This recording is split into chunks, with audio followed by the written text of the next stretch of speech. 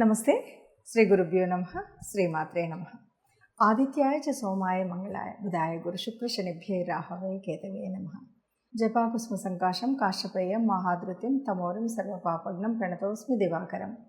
గ్రహరాజు అయినటువంటి కవిరాజుకు నమస్కరిస్తూ ప్రతి మాసంలో మనం చెప్పుకునేటువంటి పక్షఫలాలు.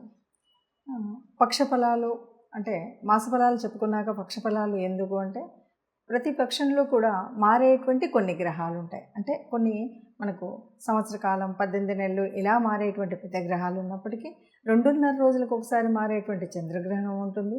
నెలకు ఒకసారి మారేటువంటి సూర్యగ్రహణం, 45 రోజులకు ఒకసారి మారేటువంటి కుజగ్రహం, ఇలాంటి గ్రహాలు మార్పు ఉంటుంది. కాబట్టి బుధుడు ఈ గ్రహాలు మారుతూ ఉంటాయి. కాబట్టి గ్రహాలు మారుతూ ఉన్నప్పుడు ఈ 15 రోజులకు కూడా ఉండేటువంటి వేరియేషన్ ఎలా ఉంటుంది, దానివల్ల అంటే మొదటి పక్షంలో ఎలా ఉంటుంది, రెండో పక్షంలో ఎలా ఉంటుంది, ఏదైనా మనం పెట్టుబడులు పెట్టాలన్నా, ఉద్యోగ వ్యాపారాలు కానీ, సంతానంలో కానీ, ఇంకేదైనా విషయాల్లో కానీ ఈ ముందు 15 రోజులు వెనక 15 రోజులలో ఎలాంటి జాగ్రత్తలు తీసుకుంటే మనం సవ్యంగా ఈ మాసం అంతా కూడా సాగించవచ్చు అనేటువంటి ఒక దృష్టికోణంతో మనం ఈ పక్షఫలాలు చెప్పుకోవడం అయితే ఉంటుంది. ఈ పక్షఫలాలు తెలుసుకోవడం వల్ల లాభం ఏదైనా ఉందా అంటే, ఏదైనా పెట్టుబడి పెట్టి నష్టపోతాము అని తెలిసినప్పుడు పెట్టుబడులు పెట్టకుండా కొద్దిగా జాగ్రత్తగా ఉండేటువంటి సూచన ఉంటుంది. అలాగే గ్రహాల యొక్క అనుకూలత కోసం ఆ 15 రోజులు కూడా మనం కావలసినటువంటి పరిహారాలు చేసుకోవచ్చు. దీనివల్ల మనం అనుకున్నట్టుగా పెద్దగా నష్టాలు పోకుండా, అనారోగ్యం పాలవ్వకుండా, అల్లకల్లోలంగా ఉండేటువంటి మనసును స్థిమితంగా పెట్టుకునేటువంటి పరిస్థితి. ఒకసారి మనసు స్థిమితంగా ఉంటే ఏదైనా కూడా సవ్యంగా చేసుకునేటువంటి ఆలోచనలు వస్తాయి. కాబట్టి ఆ సవ్యమైన ఆలోచన దిశగా వెళ్ళాలి అంటే తప్పనిసరిగా ఇవి మనం చూస్తూ వెళ్తాం.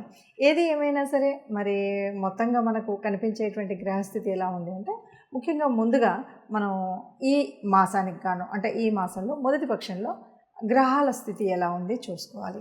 ఎందుకంటే ఈ గోచారం అంతా కూడా గ్రహాల స్థితి మీద, గ్రహాల దృష్టి మీద, లేకపోతే ఏదైనా సరే పాపగ్రహాల కలయిక ఉందా, ఇలాంటివన్నీ చూసి దాన్ని బట్టి మనం చెప్పుకుంటూ ఉంటాం. కాబట్టి ముందుగా గ్రహస్థితి ఎలా ఉంది అంటే, మనకి చెప్పాలి అంటే రాహుకేతువులు ఇద్దరు కూడా 18 నెలలకు ఒకసారి మారుతారు. అలాంటి రాహు మరి మీనంలో ఉన్నాడు, కేతువు కన్యలో ఉంది. అదే మీనంలో మరొక 2 గ్రహాలు వచ్చి చేరడం అనేటువంటిది మనకు కనిపిస్తూ ఉంటుంది. దీంతో పాటు మనకి మేషంలో ఉన్నటువంటి గురువు వృషభంలోకి మార్పు జరిగింది. అంటే మే నెలలో మనకి మొదటి రోజు అంటే 1వ తారీఖు సాయంత్రం గురువు మార్పు అనేటువంటిది మనకు మొదట కనపడుతుంది. తర్వాత 14వ తారీఖు రవి మార్పు, అలాగే బుధుడు 11వ తారీఖున మార్పు చెందడం అనేటువంటిది మనకు కనిపిస్తుంది. ఇక శని మనకి కుంభరాశిలో ఉపస్థితి అయి ఉన్నాడు. ఇలా గ్రహస్థితి ఉన్నప్పుడు చంద్రుడైతే మరి 2.5 రోజులకు ఒకసారి మారుతూ ఉంటాడు. కాబట్టి మనం ప్రత్యేకించి చెప్పక్కర్లేదు. ఇక మిగిలినటువంటి కుజ గ్రహము అనేటువంటిది కూడా మనకి మీనంలోనే కనిపించింది. సో ఈ పరిస్థితులలో ఒక్కొక్క రాశి వారికి ఎలా ఉంది అంటే, 12 రాశుల వారికి ఈ 15 రోజులు ఎలా ఉంటుందో చెప్పుకుందాం. మే నెల 16 నుండి 31వ తారీఖు వరకు ఈ రెండవ పక్షం ఏదైతే ఉందో దాని ఫలితాలు మే నెల 2024 ఫలితాలు ఎలా ఉన్నాయో చూద్దాం. 2024 వరకు మీనరాశి వారికి ఎలా ఉంటుంది అని కనుక చూసినట్టయితే, ముఖ్యంగా ప్రాంత చలనం అయితే తప్పనిసరిగా ఉంటుంది. మొదటి పక్షంలో ఎలాగుందో రెండో పక్షంలో కూడా ప్రాంత చలనం ఉంటుంది.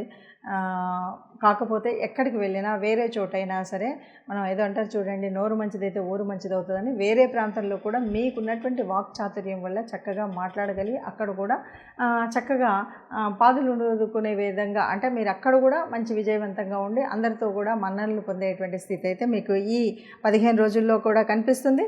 కాకపోతే కొద్దిగా ధన వ్యయం అయితే కనిపిస్తుంది, డబ్బులు ఖర్చు పెట్టవలసి వస్తుంది. ఆరోగ్యరీత్యా కూడా కొద్దిగా జాగ్రత్తగా ఉండవలసినటువంటి పరిస్థితి ఉంటుంది. అలాగే గురుబలం అయితే లేదు, కానీ మీకు చక్కటి వాగ్ధోరణి అయితే ఉంటుంది. చక్కగా మాట తీరుతో మీరు మాట్లాడినటువంటి తీరుతో, అది అంటే పెద్దవాళ్ళతో మాట్లాడినప్పుడు ఒక మర్యాదపూర్వకమైనటువంటి స్థితి ఉండొచ్చు. మిగతా వాళ్ళతో ఎవరినైనా మెప్పించి ఒప్పించడానికి మీరు ఉద్యోగరీత్యా చేసేటువంటి ప్రయత్నాలు ఏదైతే ఉన్నాయో, అంటే మీ వాక్ చాతుర్యం వల్ల మీరు అనుకున్న పనిని అనుకున్నట్టుగా సాధించగలుగుతారు, ఇతరులను ప్రభావితం చేయగలుగుతారు. కొద్దిగా ఆరోగ్యరీత్యానే కొద్దిగా ఇబ్బందిగా ఉండడం వల్ల చూడగానే ఏమైంది అని అందరూ అడుగుతుంటారు చూడండి, అప్పుడప్పుడు మొహం కళ తప్పింది అంటారు కదా, అలాంటి పరిస్థితి అయితే కనిపిస్తుంది. ఆరోగ్యం అనేటువంటిది చాలా జాగ్రత్తగా కాపాడుకుంటూ ఉండేటువంటిది ఈ మే నెల అంటేనే ఎండాకాలం. దానికి కావలసినటువంటి తగు జాగ్రత్తలు తీసుకుంటూ కొన్ని రెమెడీస్ ముఖ్యంగా ఎందుకు అంటే ఏ రకమైనటువంటి ఇబ్బందులు ఉండకుండా ఉండాలంటే ముఖ్యంగా రాహుకేతువుల యొక్క అంటే నవగ్రహ మండపంలో ఆరాధన చేసినట్టయితే బాగుంటుంది. ఈ ఇబ్బందులు ఏవీ లేకుండా ఉంటాయని చెప్పచ్చు. ఇప్పటి వరకు మనం చూస్తున్నటువంటి గ్రహాల స్థితి దాన్ని బట్టి చూస్తే కనుక మనకు అర్థమయ్యేటువంటిది ఏంటంటే గ్రహాలు అనేవి మార్పు చెందుతూనే ఉంటాయి. భూలోకంలో ఉన్నటువంటి మానవ మాత్రల మీద ఆ ప్రభావం అనేటువంటిది ఖగోళంలో ఉన్నటువంటి గ్రహాల ప్రభావం మనుషుల మీద పడుతుంది. మనుషులేంటి, జీవజంతువు జాలాల అన్నింటి మీద పడుతుంది. అలా పడుతూ ఉన్నప్పుడు ఆ మార్పుల వల్ల కొన్ని మార్పులు అయితే మనకు జరుగుతూ ఉంటాయి. దాంట్లో మనం పుట్టినటువంటి రాశిని బట్టి మన యొక్క యోగించేటువంటి గ్రహాలు ఏమున్నాయి ఇలాంటి అన్నింటిని బట్టి చెందేటువంటి మార్పులు కానీ, యోగాలు కానీ, లేకపోతే ఒక సంతాన విషయంలో కానీ, వ్యాపార విషయంలో కానీ, ఉద్యోగ విషయంలో కానీ మనం చేసేటువంటి అనేక రకాల కార్యక్రమంలో మనకు ఎలా జరుగుతుంది అంటే మంచి అవుతుందా, చెడు అవుతుందా, చేసేటువంటి ప్రయాణాలలో కానీ ఆరోగ్య రీత్యా ఎలా ఉంటుంది, ఈ విషయాలన్నీ కూడా మనకు తెలుసుకోవడం అనేది బాగుంటుంది అని అన్నప్పుడు చాలామందికి ఒక ప్రశ్న ఏమిటంటే, మీరైతే మేషరాశి అన్నారు, మీరైతే మీనరాశి అన్నారు, మీరైతే అని చెప్తారు, కానీ మాకు అలా కాకుండా మీరు చెప్పినంత గొప్పగా లేదు, మామూలుగా ఉంది, లేకపోతే మీరు చెప్పినంత చెడు జరగలేదు, చాలా బాగానే ఉంది అనేటువంటి వాళ్ళు చాలామంది ఉన్నారు. దీనికి ఒకటే కారణం, జ్యోతిష్యుడు తప్పు చెప్తున్నారన్నది కాదు. దీనికి ఉన్నటువంటి కారణం ఏంటంటే జన్మజాతక రీత్యా మీ కుండలిలో మీకు అనుకూలించేటువంటి గ్రహాలు కనుక ఉన్నట్టయితే ఇది మీకు అంత ఎఫెక్ట్గా అనిపించకపోవచ్చు. నడుస్తున్నటువంటి దశ అంతర్దశను బట్టి కూడా ఈ తేడా కనిపించవచ్చు. మరి అలాంటప్పుడు ఇవి ఎందుకు చెప్పుకోవాలి అంటే దాదాపుగా కోటాను కోట్ల మందిలో మనకు ఇది యాక్యురేట్ రిజల్ట్ అనేది చెప్పడం కాదు. యాక్యురేట్ రిజల్ట్ కావాలి అంటే తప్పనిసరిగా మీ జాతకాన్ని జ్యోతిష్యులకు చూపెట్టుకోండి. మీకు దగ్గరలో ఉన్నటువంటి జ్యోతిష్యులు కానీ, మీకు అనుకూలంగా ఉన్నటువంటిది కానీ, మీకు దొరికినటువంటి నెంబర్ల ద్వారా కానీ మీరు జ్యోతిష్యం చెప్పించుకున్నట్టయితే జన్మజాతకంలో మీకు ఉన్నటువంటి ఒక ప్రత్యేకమైనటువంటి, అది కూడా జ్యోతిష్యం చెప్పమన్నాం అన్నది కాకుండా మీకు ప్రత్యేకమైన ఒక ఏరియా అంటే ఉద్యోగ స్థితి ఎలా ఉంది, వివాహ స్థితి ఎలా ఉంది, వైవాహిక బంధం ఎలా ఉండబోతుంది, సంతానానికి, ఇట్లాంటివి మీరు పర్టికులర్గా ఏదైనా ఒక ఏరియా సెలెక్ట్ చేసుకొని దానికి కావాల్సినవి చెప్పించుకోవాలంటే అప్పుడు క్లియర్గా ఉంటుంది.